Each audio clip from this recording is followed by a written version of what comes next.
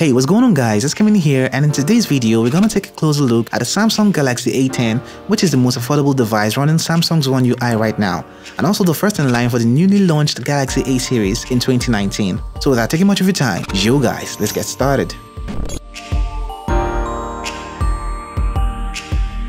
So as the fashion has been on this channel, I'm gonna show you things that come out of the box with this device, but not in the conventional unboxing fashion on this channel. So right out of the box, you get to see an envelope-like box that houses the warranty card and the quick start guide. You also see the power adapter, the headphone with 3.5mm jack, micro USB cable, the SIM ejector tool, and that's it. When I held the A10 for the first time, I had this immense sense of comfort. This smartphone is made of polycarbonate back, and at the rear you get to see the 13MP rear camera with LED flash. Still at the rear and moving downwards, you get to see the Samsung branding. You also see the rear fairing speakers, which is obviously not a great position as you could cover it with your hands or affect the sound when this device is placed on a table. As with most smartphones within this price range in 2019, you get to see the power button and volume rocker to the right. Something I've come to accept since most smartphones I reviewed on this channel lately place those buttons there, though I prefer the volume rocker at the opposite side. The dual nano SIM tray, which is 4G enabled, is designed to come off the left side of the Galaxy A10 with a dedicated micro SD card slot, which can be expanded up to 512GB.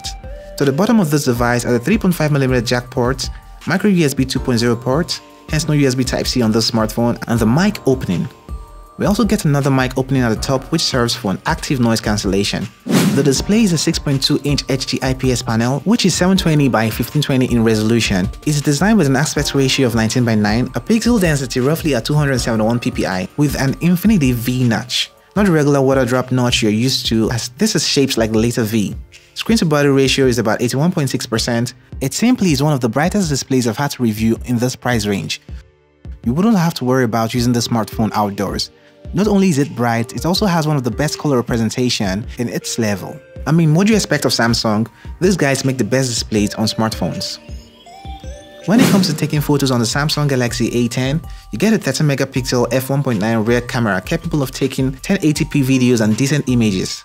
You do not get to see the portrait mode for photos as we have just one camera sensor on this device. We know Samsung to make some of the best sensors out there, but you wouldn't expect top-of-the-line image processing on a $140 smartphone. The A10 tends to favor more natural tone to its images, unlike the color-saturated images you get from similar-priced Android devices. All in all, the photos and video from the rear are quite decent as can be seen here.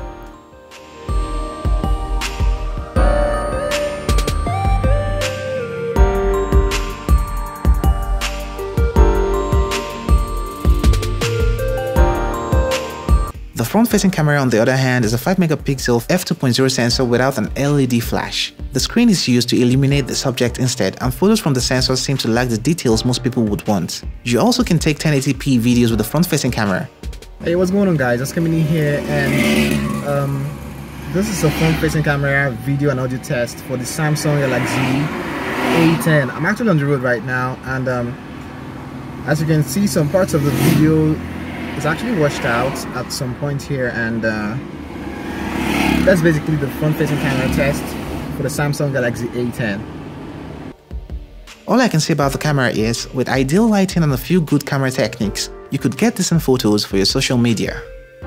Running operations on the A10 is the Exynos 7884 processor, which is a 14nm octa-core chipset paired with the Mali G701 MP2 GPU.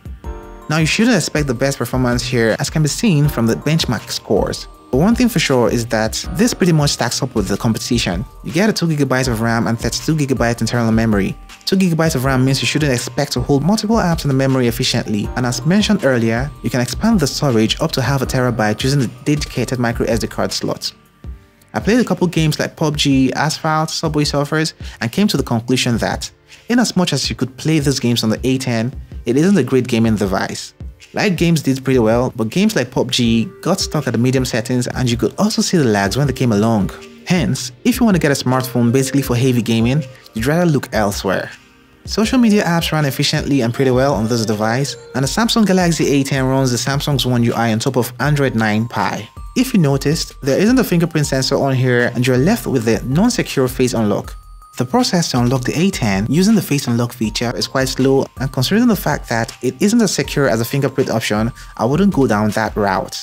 I actually wonder why Samsung didn't put in that feature, as this could be a deal breaker for a lot of people. One other feature worth mentioning is the fact that this smartphone has Bluetooth 5.0. The Samsung Galaxy A10 features a 3400 mAh battery, which isn't bad for the price. It would narrowly last you a full day's use, and know that this is dependent on what you'll be doing with this device. Charging the smartphone from 0 to 100% took me roughly 2 hours to have it all juiced up with power, and no, there's no form of fast or wireless charging available if you'd end up getting the A10. When it comes to the price of the A10, you can get it for about $140, which converts to 44,000 naira here in Nigeria. Now, is this a decent price for this smartphone? I'd say yes. But can you get a relatively better smartphone at this price? Well, the honest answer is yes. In fact, in my next video, I'll stack the Samsung Galaxy A10 against the Infinix S3 Plus, which comes at 40,000 naira, and we'll find out which one of these devices gives you a better value for your money. So, should you get the Samsung Galaxy A10? Well, it depends. If you want a smartphone that comes with a fingerprint biometric option, accessories like a screen protector, a case, and even at a little lower price, then this isn't the device for you. Otherwise, if you want a decent camera, one of the best displays around this price, and a little better gaming performance than most devices in this range, then go get yourself the Samsung Galaxy A10. This in no way means that the A10 is not a decent phone for the money. I mean, there are people who would want to stay loyal to the premium brands like Samsung and would rather have this as their backup devices than the Chinese phones. So there you have it, my review on the Samsung Galaxy A10. Feel free to leave your comments as I'll be down there reading through the comment section. Do not forget to hit the like button if you did love this video, or hit the dislike button twice if you felt otherwise. More so, kindly subscribe if this is your first time here, and hit the notification icon to stay notified when I upload other videos. Other than that, it's goodbye, and I'ma catch you in the next one. Cuídate.